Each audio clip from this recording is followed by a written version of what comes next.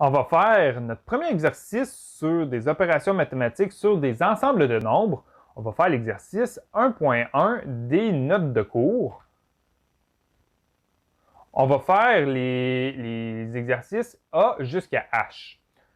Au numéro 1.1, on a trois ensembles de nombres. Le premier ensemble de nombres, c'est 1, 3, 5 et 7.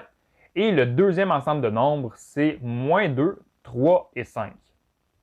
Tout d'abord, en A, on veut savoir est-ce que le nombre 7 appartient à l'ensemble de nombres A. Puisqu'on se souvient, lorsqu'on a la lettre E comme ça ici, ça veut dire appartient à, on cherche à savoir est-ce que la valeur numérique indiquée à gauche de notre symbole appartient à, fait partie de l'ensemble de nombres qu'on cherche. Donc, quand on regarde ici, est-ce que le nombre 7 appartient à cet ensemble de nombres-là ici, A? Est-ce que le nombre 7 est compris dans cet ensemble de nombres-là? Et oui, il est situé ici, donc ça, c'est vrai. Ensuite, en B, on cherche à savoir est-ce que l'ensemble de nombres C appartient à l'ensemble de nombres A? Même si l'ensemble de C ne contient qu'une seule valeur, qui contient le nombre 7, c'est un ensemble de nombres, tandis que le symbole appartient à est applicable lorsqu'on cherche un nombre. Donc, même si c'est un ensemble de nombres contenant juste un nombre, c'est un ensemble de nombres et cette opération mathématique-là ne fonctionne pas sur deux ensembles de nombres, il fonctionne juste sur un nombre avec un ensemble de nombres.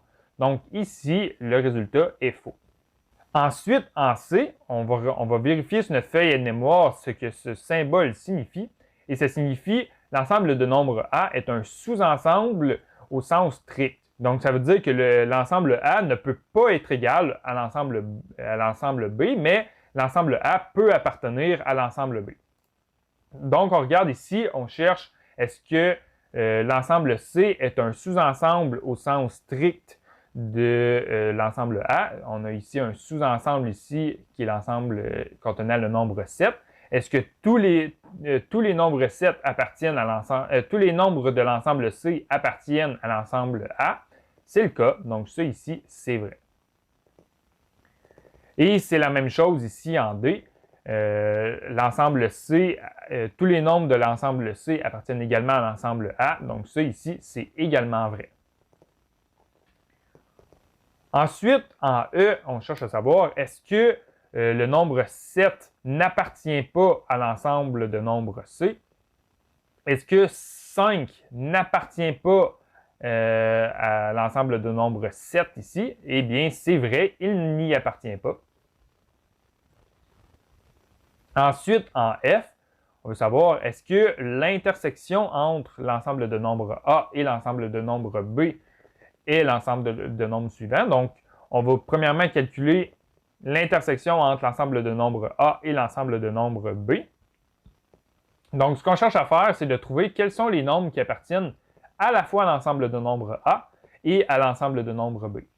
Donc, le 1, on trouve le nombre 1 dans l'ensemble A, mais il n'est pas dans l'ensemble B.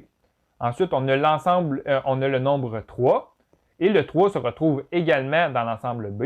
Donc ici, je vais le souligner, on a le 3 qui appartient au 2. Ensuite, on a le nombre 5 qui appartient également à l'ensemble de nombres B. Donc ici, on a le 5.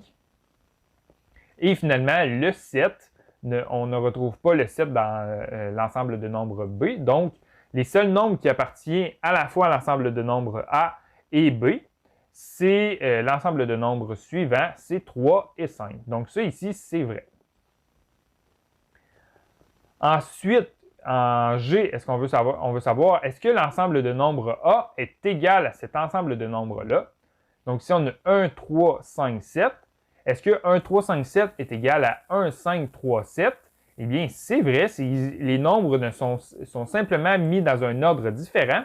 Et quand on cherche une égalité dans un ensemble de nombres, on ne se préoccupe pas de l'ordre, on veut simplement savoir ce qui est contenu dans l'ensemble de nombres. Et finalement, en H, on cherche à savoir, on veut faire l'ensemble de nombres moins l'ensemble de nombres C. Donc, on se souvient que la barre oblique comme ça veut dire moins. Donc, on va prendre l'ensemble A et on va lui retirer chacune des valeurs de l'ensemble C.